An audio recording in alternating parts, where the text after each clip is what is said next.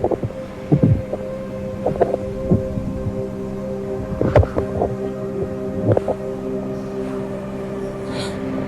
is that light? It's moving again.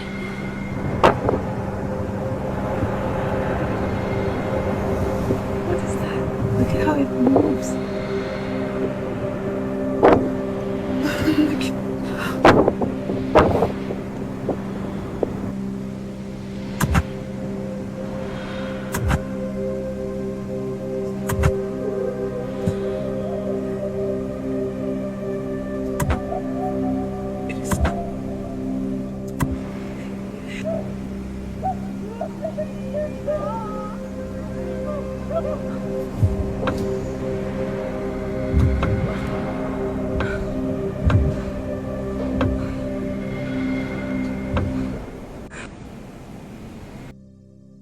(2026) оны эхээр Америкийн нэгдсэн улсын хэд хэдэн газар нутагт учир нь үл ойлгогдох гэрлүүд олон хүмүүсийн анхаарлыг татсан байдаг.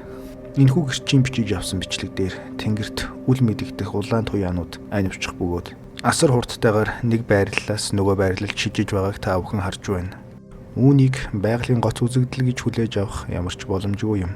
Учир нь та бүхний харж байгаа бичлэг дээр жижиг улаан бөмбөлөг хэлбэртэй зүйл газарт ойртож хэрхэн эргэн тойрныг шинжиж байгааг та бүхэн анзаарна уу?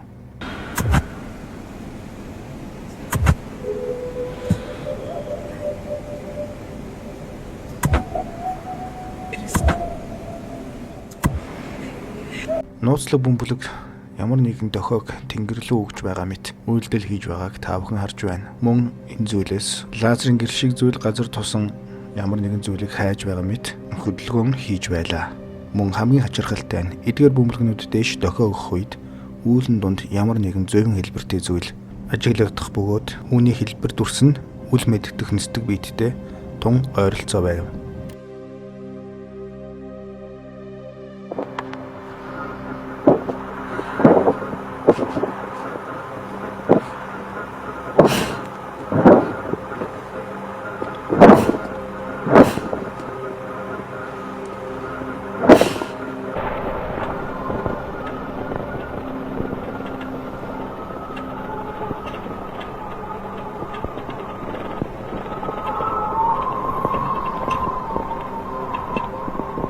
Энэхүү бичлэгдэр мөн өмнөх бичлэгдэр харагдсан шиг улаан өнгөтэй бөмбөлөг тухайн газар нутагт маш хурдтайгаар нэг байрлалаас нөгөө шилжиж ямар нэгэн зүйлийг лазерын туяагаар шинжиж хайж байгаа мэт үйлдэл энэхүү бичлэгээс харагдана.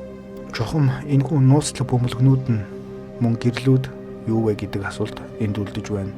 Урд нь хүн төрөлхтний хизээж харж байгаагүй юр бусын энэхүү хурдтай зүйл нь бидний мэдэх дэлхий дээр байгаа ямар ч зүйлээс илүү хурдан байгааг та бүхэн харсан байх. Мөн энэхүү зүйл нь бидний мэдэх физикийн хуулийг ямар их зөрчиж үл ойлгогдох маневруудыг мөн хийж байлаа.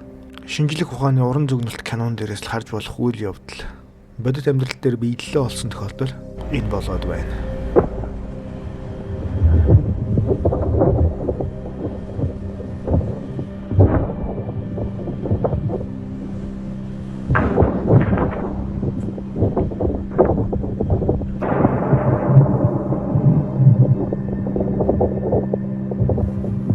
Яг л харийнхан хүн төрлөختний эсрэг товтлогоогоо эхлүүлсэн мэт учир нь үл ойлгогдох эдгээр гэрлүүд чухам ямар зорилготой үл ойлгогдох үзэгдлүүдийг хийж байгааг бид таашгүй. Урд нь бид зөвхөн гэрлүүд болон нисдэг биетүүдийг тэнгэрт хардаг байсан бол энэ удаагийн үзэгдэл шинээр өөр төвшөнд хүрснийг илтгэж байгаа юм.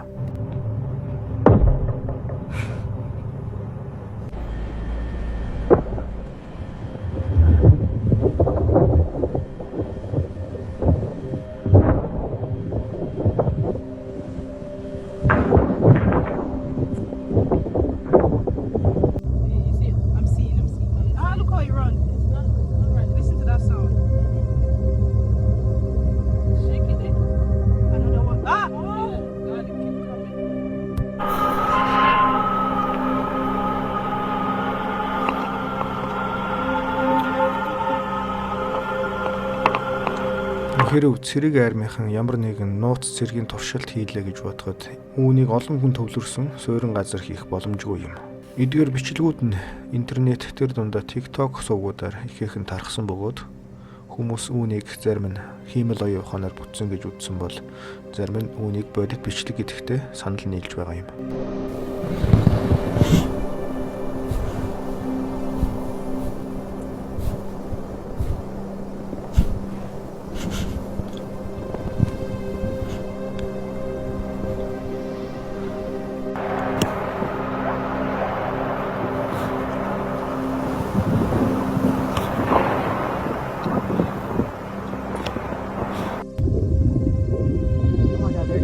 That's not, it's moving sideways. Feel it? It ain't thunder. Look by the trees right there. Lower it.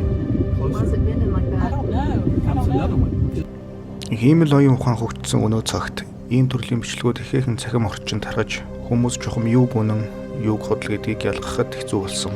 Гэвч бидний та бүхэнд сая үзүүлсэн бичлэгүүд нь зөвхөн нэг хүнээс бус олон гэрчүүдээс бүрдсэн бичлэгийн цуглуулга юм.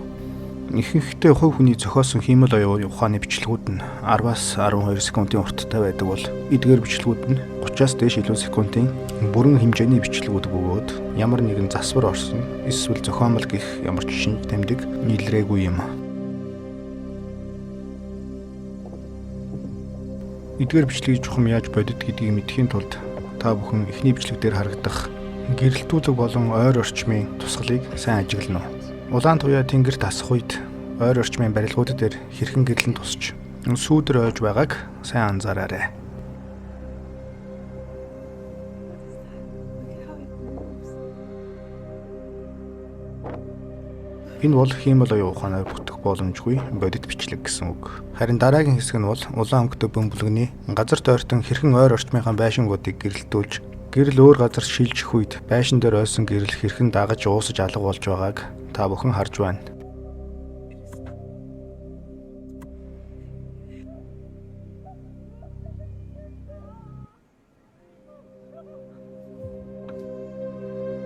Энэ бол та бүхний амьдралдаа хизээж харж байгаагүй юр бусын гоц үзэгдэл.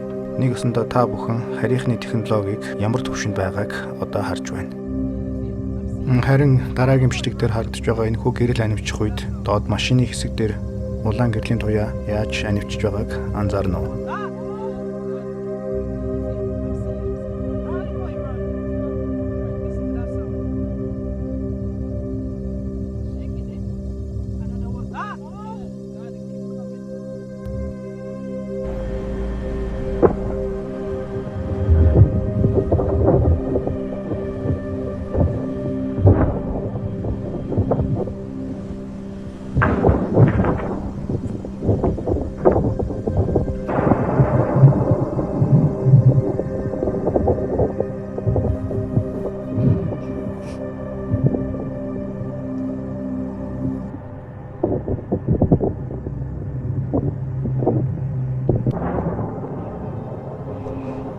Эдгээр учир нь үл ойлгохдох нууцлаг гэрлүүд нь чухам хаанаас гаралтай ямар зорилготой болохыг бид мэдэхгүй ч тэднийг бидний гараар бүтсэн ямар нэгэн твшилтэт технологи эсвэл цэргийн нууц туршилт гэж хэлэхэд тохиромжгүй юм.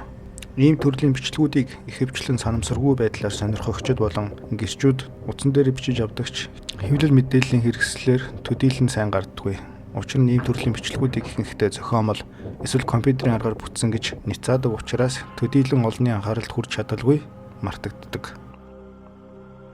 Одоогоос хэдхэн хоногийн өмнө Америк нэгдсэн улсын ерөнхийлөгч Дональд Трамп нэгэн сонирхолтой мэдээлэл хийсэн. Тэрээр Америк нэгдсэн улсын засгийн газарт хадгалагдаж байгаа харь гарийнхны амьдрал болон үйл мэдэх хүнсдэг биеттэй холбоотой нууц материалуудыг ил болгох үйл явцыг эхлүүлэхийг даалгасан.